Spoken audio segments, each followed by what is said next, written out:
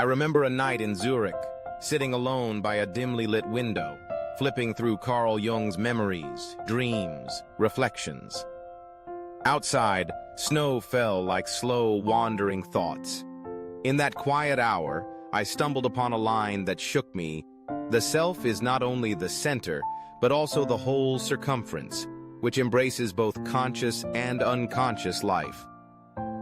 But what if the center itself is a mirage? This tension between seeking a true self and realizing there may be none has shaped not just psychology, but the entire journey of human consciousness. And I realized this was not merely Jung's struggle. It was mine. It was all of ours. The Buddha, 2.5 millennia earlier under the Bodhi tree, pierced through this illusion. He taught in the Anatta Sutta, all formations are impermanent. All formations are subject to suffering. All things are without a self. At first glance, it seems as though Jung and Buddha stand on opposite cliffs, one affirming the self, the other dissolving it. But today, I invite you to walk the narrow bridge between them, to discover that both are not in conflict, but in deep, invisible conversation. In my early 20s, I clung desperately to a crafted identity, a carefully polished resume of accomplishments, opinions, even spiritual beliefs. I thought if I could just perfect this self, I'd be invincible. Yet every failure, every unexpected change, shattered that image like a stone through a mirror. Jung wrote, "The experience of the self brings a dissolution of the identity we've always taken for granted." Similarly, the Buddha observed that the suffering we endure isn't caused by the world, but by our stubborn refusal to let go of the illusion of permanence. Attachment is the root of suffering. Both masters, from different worlds, realized the same paradox. The more tightly we grasp at a fixed self, the more fragile and fractured we become. Pause and reflect. What if the very thing we are protecting is the source of our pain? What if true strength lies in embracing fluidity instead of clinging to solidity? Today's psychological research echoes this ancient wisdom. Studies in self-concept clarity show that people with rigid self-definitions experience higher anxiety and depression, while those who view the self as fluid adapt more resiliently to life's changes. Long before Carl Jung wrestled with the mystery of the self, a young prince named Siddhartha Gautama sat beneath a fig tree, facing a crisis deeper than any war or famine, the suffering woven into the very fabric of existence. Unlike his contemporaries, Buddha didn't seek to fix the world by rearranging its parts. He did something far more radical. He questioned the very idea of a self. The Vedic sages of his time taught about Atman, an eternal, unchanging soul. But through deep meditation, Siddhartha realized something astonishing. What we call a self is no more solid than a flame flickering in the wind. In the Anatta Sutta, he declared, "Form is not self, feeling is not self, perception is not self, formations are not self, consciousness is not self." Rather than philosophizing from a distance, the Buddha observed directly. The body changes. Emotions rise and fall. Thoughts come and go like clouds across an open sky. No component stays the same. Thus, the sense of a permanent I was seen as a convenient fiction, a label stitched together by fleeting sensations. When I first encountered this teaching during a silent retreat years ago, it felt like standing at the edge of a cliff. The idea that there was no solid ground beneath my identity was terrifying, and yet profoundly freeing. As Buddhist scholar Bhikkhu Bodhi explains, the Anatta doctrine is not a mere philosophical opinion, but a strategy for seeing through the conceit of self and thereby letting go of all attachment. The genius of Buddha's teaching is its pragmatism. He didn't want us to debate metaphysics endlessly. He wanted to show us a door out of suffering. Centuries later, halfway across the world, a lonely philosopher named Arthur Schopenhauer would catch the faint echo of that same insight. Living in the gray streets of Frankfurt, Schopenhauer wrote of a world fueled not by reason or divine order, but by a blind, striving will, endless, restless, never satisfied. Arthur Schopenhauer lamented in the world as will and representation. Life swings like a pendulum backward and forward between pain and boredom. Arthur Schopenhauer, the world as will and representation. Unlike most of his peers, Schopenhauer found solace in the Eastern texts that began trickling into Europe. He was among the first Western thinkers to see in Buddhism a reflection of his own insights about the futility of clinging to existence. It's easy to underestimate how revolutionary this was. In a world dominated by Christian metaphysics, Schopenhauer's turn toward the East was like opening a hidden door in a locked castle. And through that door, Carl Jung would one day walk. In my own life, reading Schopenhauer in my late teens was like waking up in a different universe. His brutal honesty about suffering felt shocking, but also oddly comforting.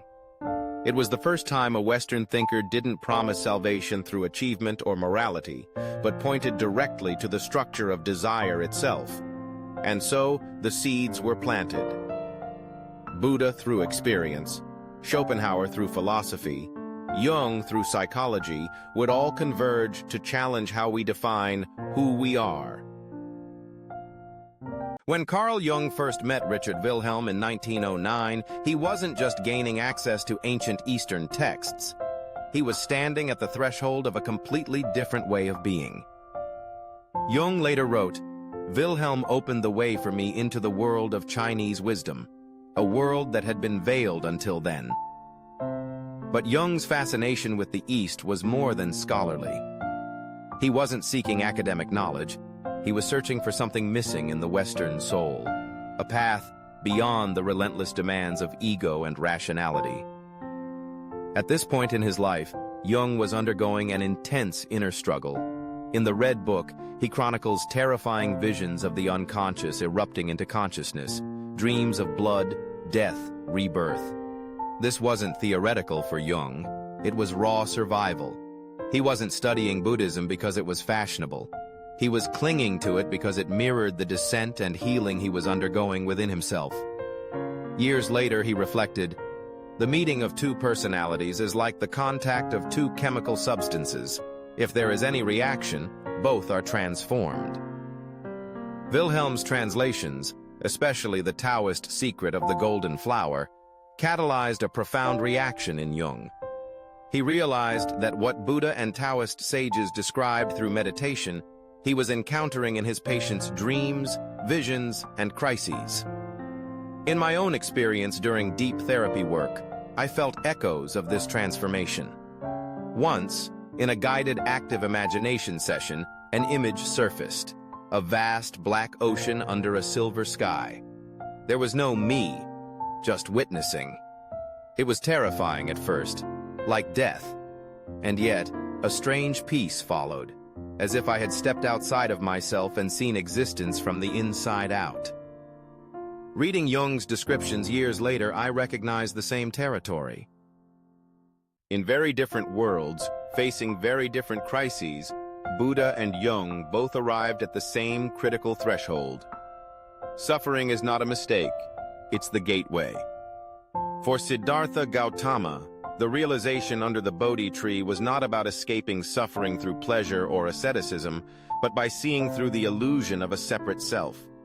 For Jung, working with patients traumatized by war, loss, and alienation, the solution was not to patch up the ego, but to integrate the unconscious and reveal a deeper totality. Both men rejected the idea that healing meant returning to a normal state.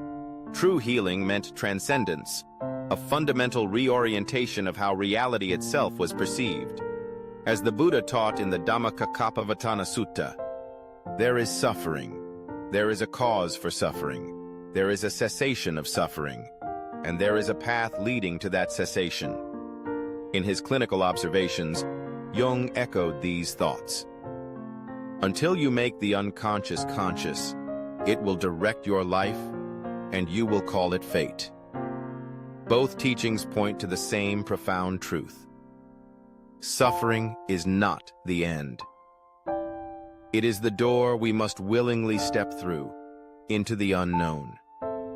Reflecting back, the darkest periods of my life, moments of betrayal, failure, and loss, felt unbearable at the time.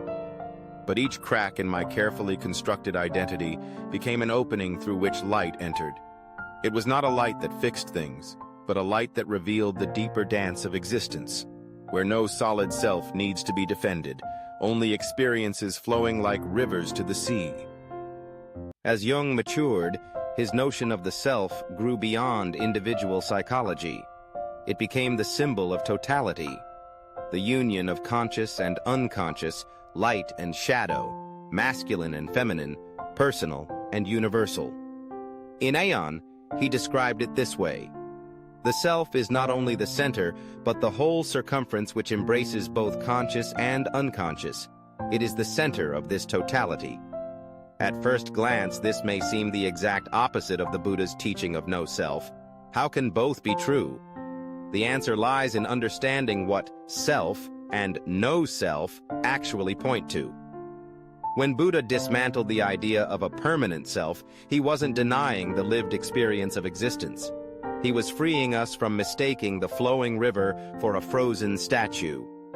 In the chariot analogy from the Milindapanha, the monk Nagasena explains to King Milinda, just as the word chariot is but a designation for axles, wheels, frame, and reins, so too is being a designation for form, feeling, perception, formations, and consciousness.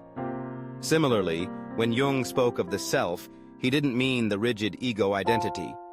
He meant the dynamic totality that underlies all appearances, the riverbed beneath the flowing river. In my own journey, there was a pivotal moment during meditation when I imagined myself as a carefully built house on the beach. With each breath, the tide came in and swept parts of it away. At first, I panicked, but gradually I saw the house was never the point. The ocean was. The self, as Jung saw it, and the no-self, as Buddha realized it, are two fingers pointing to the same moon, a living reality beyond fixed forms, beyond grasping, beyond fear. Both Jung and Buddha teach that suffering arises when we mistake a temporary phenomenon, the ego, the chariot, the house, for something eternal. And both offer a path to healing, not by reinforcing identity, but by loosening its grip. In therapy sessions influenced by Jungian psychology, a recurring pattern emerges.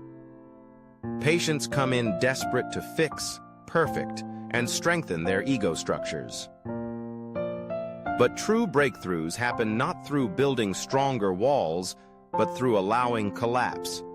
Similarly, Buddhist meditation is not about attaining a new identity called enlightened being. It involves recognizing the inherent nature of the game and making the conscious decision to resist its entanglement. Buddha said in the Dhammapada 277, "All conditioned things are impermanent. When one sees the truth with wisdom, one turns away from suffering." Jung echoed this insight when he observed, "Individuation leads to a paradoxical result. The more one becomes oneself, the more one realizes the universal quality of being. Real healing is not self-improvement. It's self-transcendence." From my experience working with a meditation-based psychotherapist, I recall one session vividly. I was consumed by anger towards someone who had betrayed me. Rather than analyzing it, my therapist asked me, "What if the anger is just passing through? Like weather? What happens if you don't call it yours?" In the silence that followed, something shifted. The anger lost its hook. There was pain, yes, but no longer ownership of the pain. A lightness emerged where resentment had been. That's the space into which both Jung and Buddha invite us. There is spaciousness without annihilation. There is wholeness without fixation. We should practice compassion without clinging. Today, in a world obsessed with personal branding, curated identities, and performance metrics, Buddha's and Jung's warnings about the self are more urgent than ever. The temptation to define ourselves by career, ideology, or even spiritual accomplishments is almost irresistible. Every social media post, every job title, every label we wear seduces us back into the same ancient trap. We often mistake the mask for the face. Buddha taught that clinging to any identity, even that of a wise or awakened person, was still clinging. The Prajnaparamita Sutra states, a bodhisattva should develop a mind that does not cling to anything, including the notion of a bodhisattva. Similarly, Jung saw that when patients clung too tightly to any image, hero, victim, achiever, sage, they fell into what he called inflation. One identifies with an archetype and allows it to possess them. In my own professional life, there was a time when I prided myself on being the wise one, the calm counselor everyone turned to. It became heavy armor, one I felt terrified to remove. But life has a way of humbling our best disguises. When I experienced severe burnout, I could no longer maintain the wise one mask. At first, I felt naked, vulnerable, exposed. But beneath that pain, there was also relief. I didn't have to be anyone. I could just be. This is the living lesson Jung and Buddha both point to. When we drop the compulsion to be somebody special, we discover a profound spaciousness. We find freedom not by becoming perfect, but by ceasing to demand that we be anything other than human. Many spiritual and psychological journeys falter because they quietly replace one idealized self-image with another. From I am successful to I am awakened. From I am strong to I am healed. But the deepest wisdom of both Jung and Buddha dismantles even these noble illusions. Buddha described enlightenment not as an addition to the self, but as the falling away of all illusions about it. In the Udana, the Buddha proclaims, "There is, monks, that dimension where there is neither earth, nor water, nor fire, nor wind. This realm is the end of suffering." Jung approached the same mystery psychologically. He warned that individuation was not about glorifying the ego, but about encountering something greater than the personal mind. The goal is not ego perfection, but ego surrender. In reflecting on my life, I realized that the moments of greatest freedom were never when I achieved something, but when I let go of striving. Sitting by a river one summer afternoon, watching the water slide endlessly over stones, I glimpsed it. I needed no defense, no justification. There is no task to complete. This breath is all you need. This is the essence of freedom. That is freedom, and it was here all along. Standing at the crossroads of Jungian psychology and Buddhist philosophy, it becomes clear. These are not opposing paths, but rather two facets of a single entity. Jung, with his deep dives into the unconscious, showed us that wholeness requires integration, not annihilation. Buddha, with his sharp sword of insight, taught us that clinging to anything, even a beautiful idea of self, keeps us trapped in cycles of suffering.